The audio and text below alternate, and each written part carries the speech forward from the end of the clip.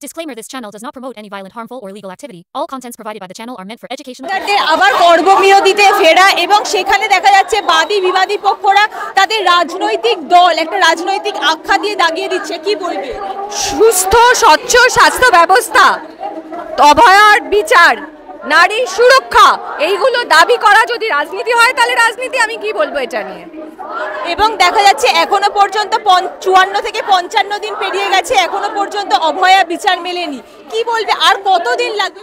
Time লাগবে, বিচার ব্যবস্থার মতো চলবে, সিবিআই চলবে, কিন্তু এই চাপ যদি আমরা না রাখতে পারি রাস্তাঘাটে নেমে, তাহলে আজ বাদে কাল দোষী কিন্তু আবার জামিন পেয়ে যাবে।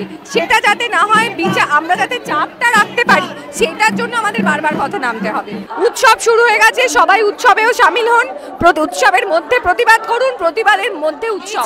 সাগর দত্ত মেডিকেল কলেজ নিয়ে আরও একবার উত্তাল হয়ে উঠল, সেখান থেকে কর্মবিরতিতে আসা দেখা যাচ্ছে পেশেন্ট পার্টি মহিলাদের রেস্টরুমে ঢুকে হামলা করছে। কি বলবো? সেটাই তো চতুর্দিক থেকে যা খবর আসছে ভয়াবহ। সুপ্রিম কোর্টও কনসার্ন দেখিয়েছে এবং দেখা যাক কি। এ নিয়ে আমার কিছু বলার নেই। এ নিয়ে আমার যা বলার আমি প্রত্যেকটা কনভেনশনে বলছি। তার কারণ হচ্ছে এই সেটিং, চেয়ার, টিকিট, এইসবের ভূত কিছু কিছু মানুষের মাথায় ঢুকে গেছে। সেই ভূত নামানোর জন্য চিকিৎসার প্রয়োজন। সেই ডাক্তারদেরই শরণাপন্ন হতে হবে চিকিৎসার জন্য। ফ্রিতে চিকিৎসা চাইলে এরা অভয়া ক্লিনিকে যোগাযোগ করতে পারেন, 4টে নাম্বার আছে, আপনারা অভয়া ক্লিনিকে যোগাযোগ করুন। আপনাদের মাথা থেকে সেটিং টিকিটের ভূত নামিয়ে দেবে ডাক্তাররা। জুনিয়র চিকিৎসকরা স্টুডেন্ট, প্রথম কথা, ওরা স্টাইপেন্ড পায়, ওরা গভর্নমেন্টের মাইনে পায় না।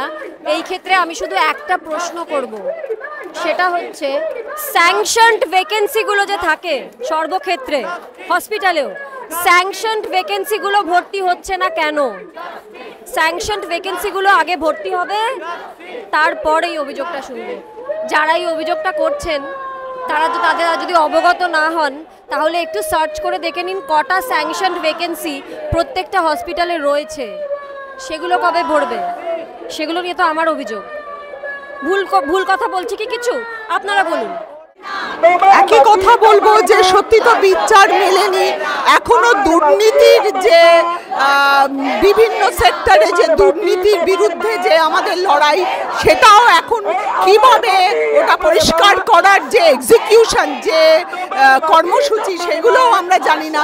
এমনকি এই যে জুনিয়র ডাক্তাররা কর্মবিরতি উঠিয়ে নিলেন কারণ প্রতিশ্রুতি পেয়েছিলেন যে না, ওদেরকে সুরক্ষা দেওয়া হবে, নিরাপত্তা দেওয়া হবে।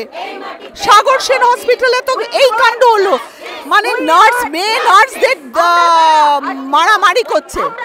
তাহলে জুনিয়র ডাক্তাররা সুরক্ষা চাইছে, জুনিয়র ডাক্তাররা কর্মে ফিরতে চাইছে।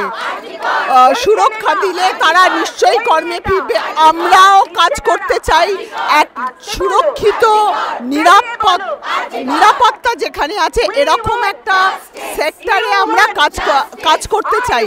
আমাকেও তো থ্রেট দেওয়া হয়েছে, আমাকেও তো কত অ্যাক্টার্সদেরকে লিস্ট দিয়ে বলা হয়েছে যে না, এদের নিয়ে কাজ করবেন না, কেননা আমরা জাস্টিস চেয়েছি। এই থ্রেট কালচার তো বন্ধ করতেই হবে, তা না হলে কি করে একটা রাজ্য এগোবে বলুন তো?